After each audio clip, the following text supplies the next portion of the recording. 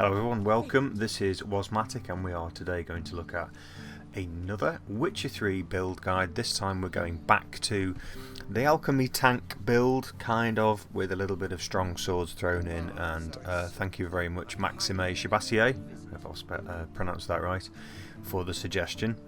So we're going to take an Alchemy build, tank it up, and then we're going to throw a lot of points into strong swords and then hopefully find something to kill and have a look at how it works. So let's jump into the build. Strong swords first, but we know we want the Alchemy tank points, so as ever, heightened tolerance, 5 points. Okay, jump into acquired tolerance for your increased toxicity, so you can use potions. And then 3 more into tissue transmutation, so you can increase that vitality. You're going to need a lot of armour, a lot of hit points with this build, so I will drop those in now. And you will note that I've already put the usages in to save some time during recording. Okay, so now we jump over to the combat points, and we put 5 straight away into the strong attack, because we know that's what we're going to be using as our primary attack. Then, literally, you could, if you wanted, put some points into arrow deflection. I choose to put some points into battle trance, because in this build, adrenaline points are very important for maintaining high levels of damage. So you could opt for a more defensive stance, but I opt for and take arrow deflection. I take resolve. Jump down again, crushing blows. Into there, and this will give you increase in critical attack chance by 10% and critical hit damage by 75%. You'll see when this build's finished and we put the armour on, the actual critical hit damage with the strong attack is really high. I think the fast attack swords was 1600. I think this comes out to about 2200. So okay, so again, a decision to be made. I'm not too bothered about having that as a heal, because we've got Alchemy for potions, so we can heal through the potions.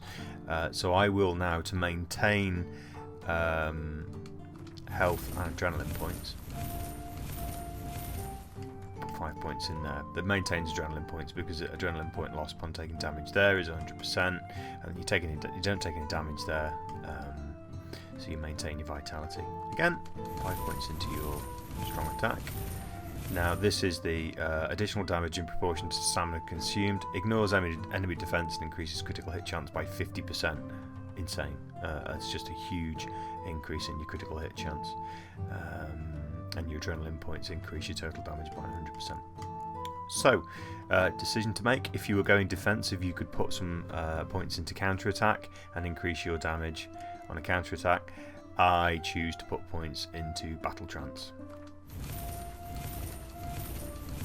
Again, as I've said before, adrenaline point damage, acquiring and maintaining your adrenaline points is really, really important, because the primary attack is your strong attack. So you gain an adrenaline point when you enter combat, and then the adrenaline points generated by sword blows are increased by 25%. Again, that's really important because you're swinging your sword slowly. And then finally, just to reduce enemy resistance, we put what is now the remaining 4 points into there. So we now build that up. I always put the primary attack on the top left, and I still don't have a full complement of greater red mutagens, so I'm having to make do with what I have here, which is 2 reds and 1 greater.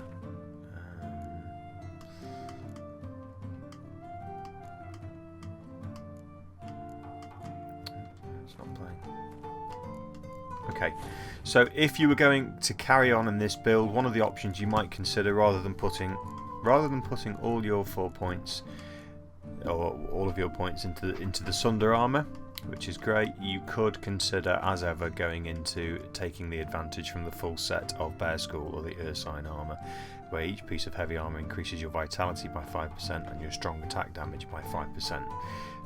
Probably for this build I should have put a point in there, but I think it matters not, because his vitality will be high enough.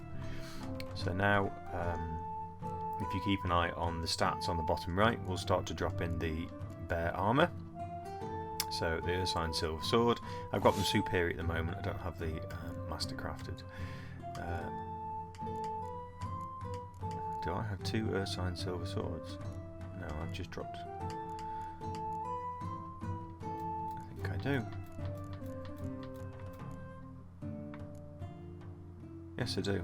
Oh, that's good to know. I'm going to dismantle one of those. So the Ursine steel sword. Drop that in. Okay. You can see the stats start to move up now. Oh, bear with me. The other thing I like about this armour, when you get the Mastercraft is, it looks really good, I think, when you have it on. Ursine boots, Ursine pants, and the gloves. There's the gloves. Oh, there they are. Mastercraft. Now, I think that's a really smart looking kit out of armour. Nice and tanky. And if we now just take a quick look at the damage we're going to achieve with this build, 731 on the silver sword, fast attack damage, it's the strong attack damage we want to look at, so 1510 silver sword strong attack damage, and 2528 critical hit damage. 25% silver sword critical hit chance. I'm not sure where that 50% increase comes in. Again, we drop down to the steel sword, strong attack damage 1051.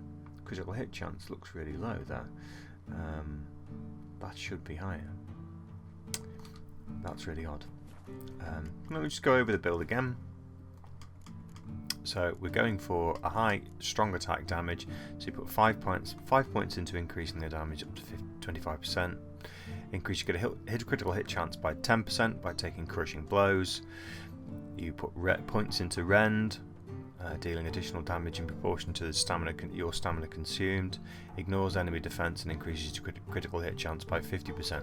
That's why I think there's a disconnect between what points are taken here and what points are showing on this screen, because I think the steel sword attack damage should be a lot higher. Strong attack, again, as I've said, you can put points into acquisition and maintenance of adrenaline points by taking battle trance, resolve and razor focus, or you could alternatively go for a defensive build and pick arrow deflection and maybe counter attack. So there you go. Again, you would, the next 2 points, the next two elements I would put into my build would be to take the Bear School techniques to achieve the full advantage of the Ursine armour, and then I would probably put the remaining points in Alchemy here. So I would probably take Refreshment so I can gain benefits from my potions, and that would drop us down into the next tier, and I would take Synergy, and that would finish the build nicely. So that's it for the build. Let's go and see if we can find something to fight.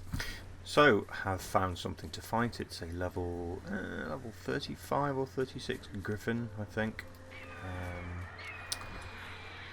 And I'm currently level 31, so hopefully we can see this build take him down. Using R to get him out of the sky. Strong attack, strong attack, strong attack. We should be taking very little damage. I mean, he's hitting me, but he's not hitting me for much.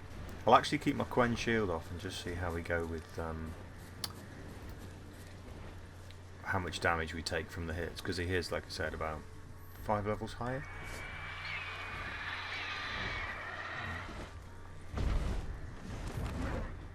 Let's just see how much damage we take. Go on, give me a hit. He doesn't want to hit me. Oh, there we go. So you're not taking a huge amount of damage. And that's it. He's down. I need to use a Quen shield to remove that bleed. So I was talking about in the last video, Quen's a great way of taking the bleeds off. I didn't put any decoctions on for that fight, which is a bit daft considering it's an alchemy build. But in this particular fight, with the build the way it is at the moment, I would probably use a water hag decoction, I think it is, which would be to so the cockatrice decoction I would use for this build to get more heals in, and that one I think I would use as well, which is deal damage when the vitality is at its maximum. you can play this however you want, but you can see how the build works. It's very much a tanky build. Had I had my potions working and my decoctions up, it would have taken probably a lot less damage than that. So that's it. I hope the build's been of use, Maxime. I hope it's what you were hoping for, and as ever, I think, again, inspired by Maxime, I'm going to start looking at doing some really different and weird builds. So maybe something like bombs and signs, or bombs and alchemy builds, or crossbows and bombs maybe. Let me know what you think in the comments down below. As ever, there'll be a subscribe button on the screen at the end of the video. I will be looking to do some other games in the very near future, because I'm getting close to saturation point on Witcher 3.